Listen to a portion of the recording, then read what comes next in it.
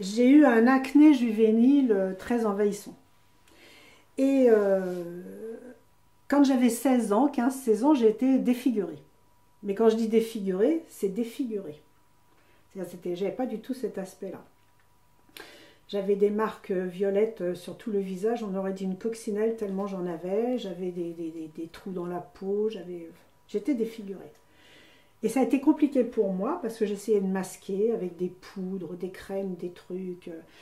Et j'allais au lycée et c'était compliqué pour moi parce que les professeurs, quelquefois croyant bien faire, me faisaient remarquer que je devrais aller voir pour me soigner.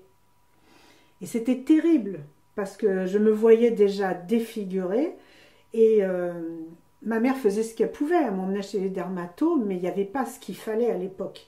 Hein, il n'y avait pas les vitamines A, il n'y avait pas le Roaccutane, il n'y avait pas tout ça. Tout ça, ça n'existait pas.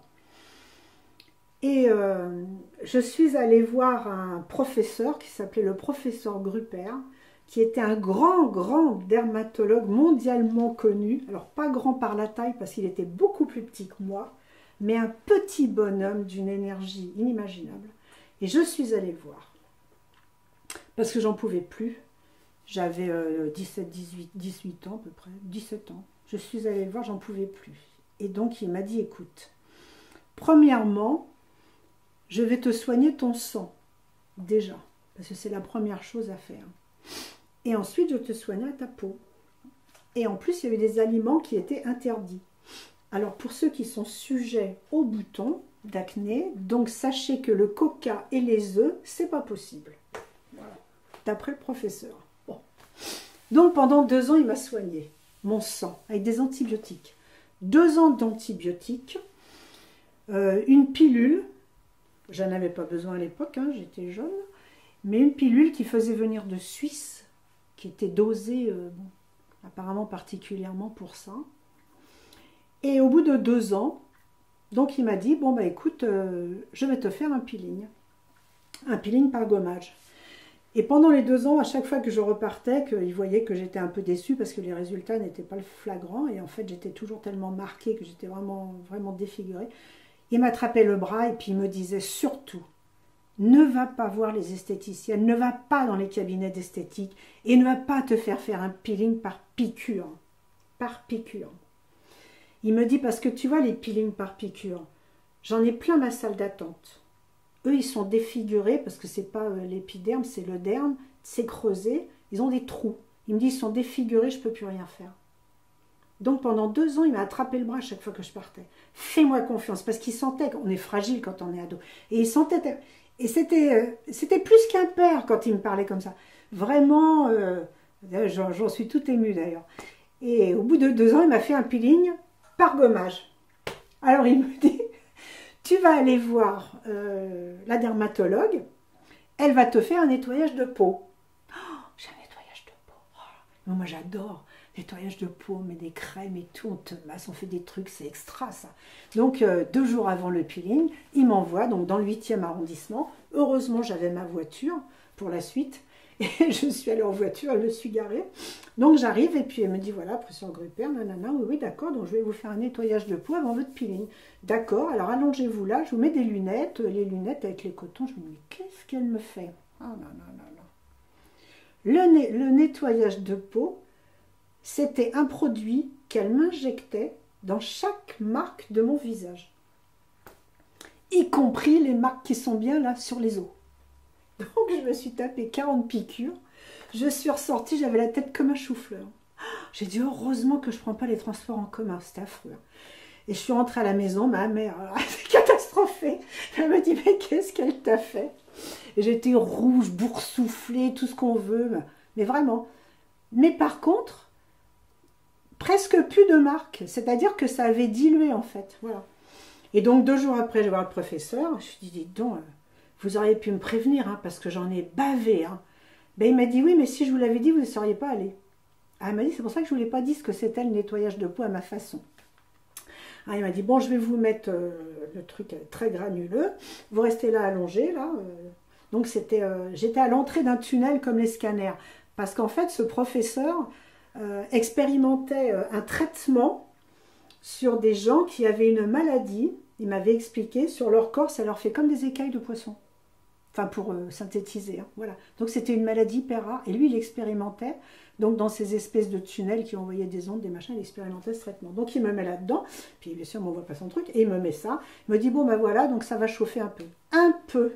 Oh, mon Dieu! Mais j'ai cru qu'on m'arrachait la tête tellement... Je croyais que ma tête était dans un four, en fait. Et il me dit, ça va, ça va. Donc, il m'a laissé une demi-heure, à peu près, infusé. Alors, infusé, mais ça montait crescendo, des 50 degrés, des ce qu'on veut. C'était, voilà. Et puis, il me retire tout ça. Puis, il me dit, maintenant, tu rentres chez toi. J'avais une crème à mettre. Tu fermes les volets. Tu ne vas pas dehors. Pas de soleil, rien. Et donc, je rentre à la maison, tout ça. Bon, j'avais pas de signe apparent. Sauf que le lendemain, j'avais ma peau qui commençait à tirer comme ça. Elle était toute sèche, ça tirait, ça tirait. Je disais, c'est bizarre, la peau, elle est toute tendue. Qu'est-ce qui se passe? Qu'est-ce qui se passe? Puis alors, je me colorais, je devenais beige, je devenais châtaigne.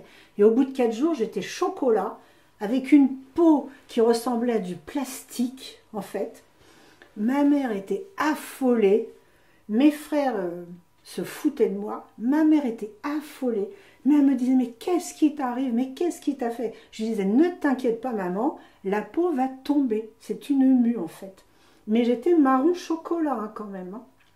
Et puis au bout de 4 jours, ça tirait, ça tirait. Je ne pouvais plus parler, je ne pouvais plus rire. J'avais les lèvres, tout était bloqué. J'étais vraiment comme un masque. Et puis après, petit à petit, ça a commencé à craquer, à craquer, à craquer. Puis après, je me suis épluchée, comme on dit. Mais alors, vraiment, il fallait que ce soit bien sec pour que j'épluche. Sans ça, je ne retirais pas. Et puis après, j'avais la peau rose de bébé. Et j'avais plus aucune marque, rien du tout. Et ça a été un truc, alors, quand j'ai découvert ça, que je me regardais dans la peau, mais j'ai dit, mais c'est pas possible.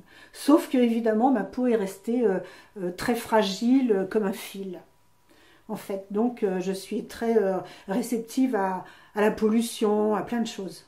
Voilà, il faut toujours que je fasse attention, que je mette des crèmes, que je m'entretienne, parce que j'ai la peau, c'est le soleil. Hein. Alors, le soleil, là, les litres de crème que je mets tout l'été, je suis obligée.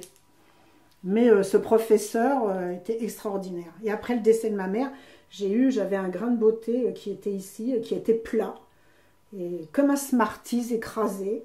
Et il s'est soulevé, et j'ai une excroissance de chair qui est sortie avec la réaction du décès de ma mère. Et je suis allée voir un chirurgien de la main qui m'a opéré, et il m'a dit, vous n'avez plus de dermato, il est décédé. Et là, ça a été terrible pour moi, tellement il m'avait sauvé la vie. Hein. Il m'avait sauvé la vie. Si je te dis de l'histoire que tu viens de nous raconter de monsieur Gruber, c'est ça? Professeur Gruber. Professeur Gruber, que je trouve qu'il t'a fait un traitement, mais de choc. Ouais. Quand tu me racontes ça, je ne le souhaiterais pas à qui que ce soit. Non. Pas à mes enfants. Non, non. Et il a fait... c'est violent, hein, ce qu'il t'a fait. Hein. Très, très violent, très. Surtout de me faire attendre 2 ans. Ça a été dur, ça. Cette attente, c'est dur d'attendre. Quand on est ado, on a envie de ressortir et puis qu'il t'ait donné la petite crème qui va bien ou le comprimé qui va bien.